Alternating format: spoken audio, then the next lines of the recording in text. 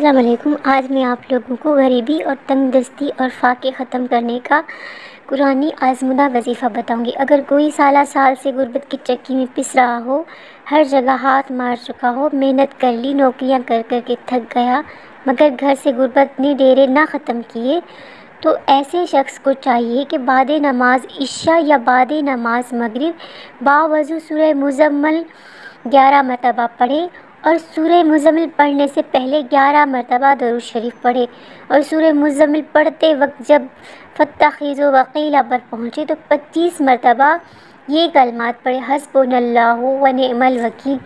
اس عمل کی برکت سے گھر سے غربت تنگ دستی کا خاتمہ ہوگا اور روزی میں برکت پیدا ہوگی۔ کاروبار بند ہو چکا ہو تو وہ دوبارہ وسعت پیدا ہوگی، گھر میں امن سکون آئے گا۔ شرط یہ ہے کہ یہ عمل روزانہ بلا ناغ کرے اور پابندی سے کرے اور نماز کی پابندی رکھیں۔